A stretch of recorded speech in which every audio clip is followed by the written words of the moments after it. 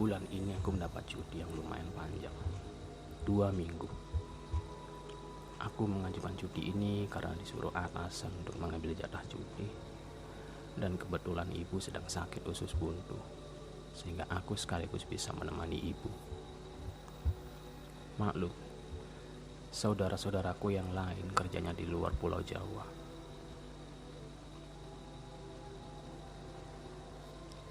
Sore itu aku, istriku, dan ibu berangkat ke rumah sakit daerah yang cukup terkenal di Provinsi Jawa Timur.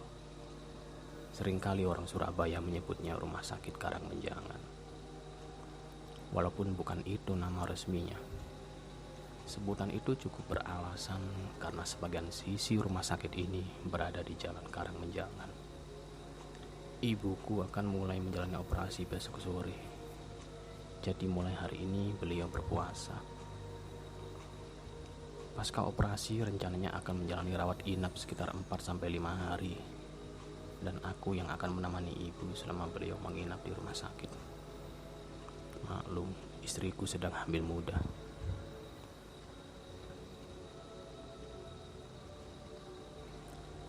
Selepas maghrib pada keesokan harinya, ibu dipindahkan ke ruang inap VIP. Enak juga karena biaya rumah sakit ditanggung oleh kantorku. Aku ikut mengawal 2 suster menuju paviliun tempat ibu rawat inap. Beberapa kali aku melewati taman-taman dengan banyak pohon dan lampu taman yang pemandangannya kelihatan kuno. Di sebuah tikungan sebelum area paviliun VIP, aku melewati lorong yang juga dihiasi sebuah taman. Berbeda dari taman yang lain.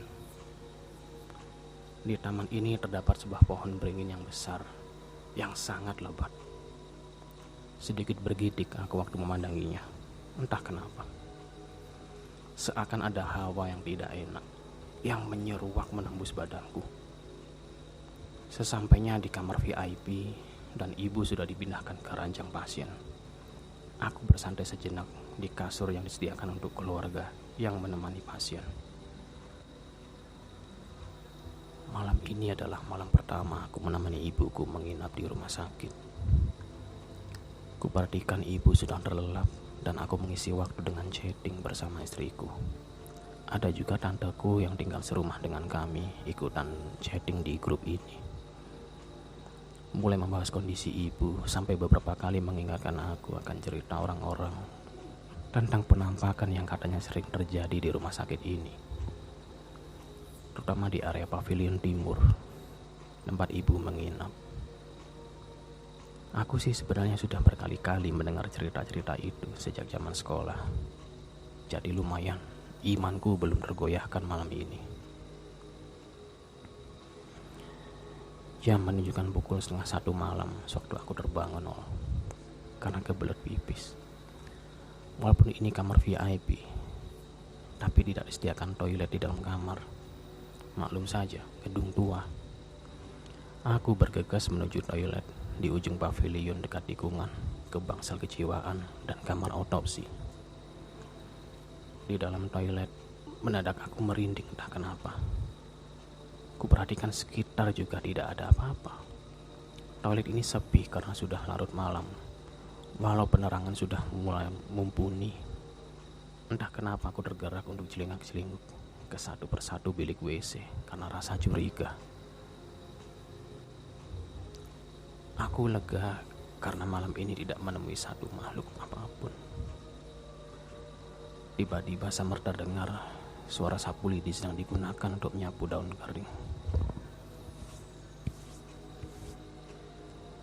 Makin lama makin terdengar mendekat ke toilet. Dengan hati-hati aku mencoba keluar dan mengecek keberadaan suara tadi. Siapa yang menyapu di tengah malam begini, pikirku. Setelah aku perhatikan, ternyata tidak ada satu orang pun di luar toilet ataupun di lorong rumah sakit. Datang lagi rasa merinding. Aku bergegas menuju kamar karena ketakutan. Belum pernah aku mengalami yang seperti ini. Siang keesokan harinya, kejadian semalam aku ceritakan pada istri sepupu, dan tanteku yang datang membasuh ibu. Mereka heran, malah pada tertawa mendengarkan ceritaku. Sebelum pulang, salah satu sepupuku, Ardi, ku ajak menemaniku menginap dan dia bersedia. Ardi ini seorang wirausahawan, jadi dia tidak ada masalah tentang waktu dan dia sepertinya merasa enjoy ku ajak menginap di sini. Semoga ada pengalaman seru malam ini, gurau Ardi. Pukul 23:15 malamnya, masih ada beberapa perawat yang berlalu lalang. Berikutnya ada seorang perawat yang ditemani 3 orang keluarga pasien sedang mendorong kereta dorong dengan mayat di atasnya. Sepertinya akan dibawa ke kamar mayat di belakang pavilion ini. Merinding dan bergidik melihat mayat yang didorong tadi. Aku dan sepupuku Ardi lanjut mengobrol di luar kamar. Kami duduk di kursi depan kamar sambil sesekali bercerita aneh-aneh mengenai hal gaib. Tak terasa jam sudah menunjukkan pukul 1:30 malam. Aku mengajak Ardi untuk membeli snack dan minuman di swalayan yang letaknya di seberang gedung pavilion. Sekembalinya dari swalayan, ketika melewati lorong menuju pavilion, aku mulai mencium aroma wangi bunga melati. Tiba-tiba Ardi memepetku sambil berbisik, "Yas, buruan ke kamar Bude yuk. Hawanya sudah gak enak banget ini."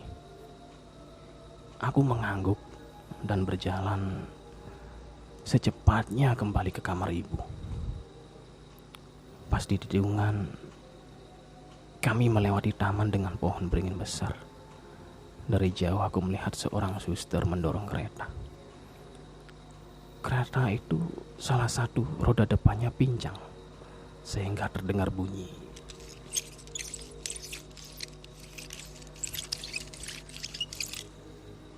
Berasal dari kereta dorong itu.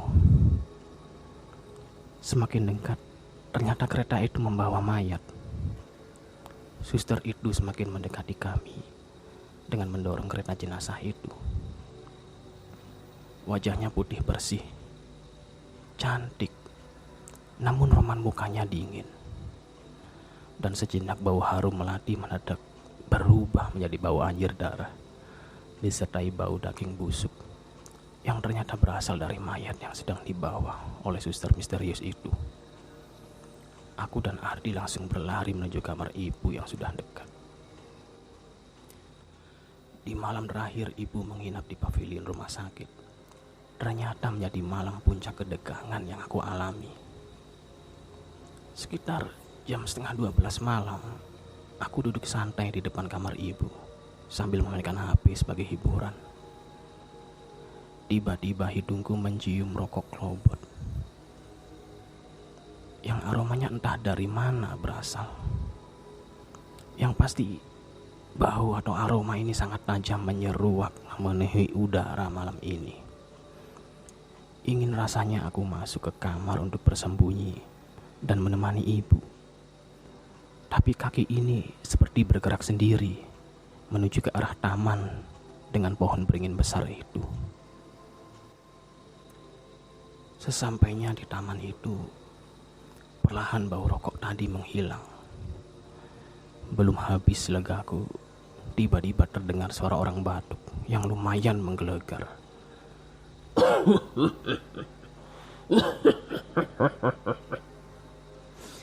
Spontan kepalaku mengarah dan mataku memandang ke pohon beringin besar di taman itu. Dan perlahan aku seperti terhipnotis memandangi pohon besar itu perlahan berubah menyerupai raksasa hitam bermata merah sedang merokok dengan posisi jongkok pas di hadapanku. Badanku rasanya kaku, tak bisa bergerak sedikit pun. Aku membaca doa dalam hati, berharap bisa lepas dari tatapan raksasa itu. Sekejap aku tiba-tiba terjatuh ke lantai dan segera aku berlari tanpa pikir panjang dan menuju ke sebuah ruangan yang terlihat terang. Sesampainya di ruangan itu, aku mendapati sebuah pintu lift berwarna hijau lumut dengan noda-noda coklat kehitaman. Tanganku seperti bergerak dengan sendirinya dan menyentuh tombol lift itu. Tak lama, pintu-pintunya terbuka dan di lantai lift terdapat tubuh suster yang bersimbah darah.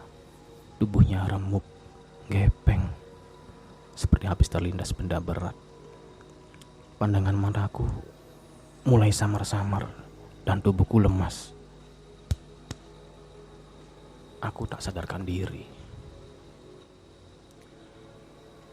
Pagi harinya aku mendapati diriku terbangun di kamar tempat ibu dirawat inap. Ada istriku dan tanteku yang menunggui dengan muka cemas. Mereka lalu bercerita bahwa aku ditemukan tergeletak di sebelah kamar mayat oleh satpam rumah sakit. Terus aku digotong ke sini. Wow, mengerikan sekali yang aku alami semalam tadi. Kapok rasanya aku menginap di rumah sakit. Siangnya kami mengantar ibu pulang ke rumah. Tanteku yang menyetir mobil karena aku masih kelihatan lemas. Menjelang pintu keluar parkir mobil, tidak sengaja aku menengok ke arah kiri. Di sana pas di sebelah UGD, aku melihat suster yang malam-malam dulu membawa mayat. Dan dia tersenyum menatapku. Tamat.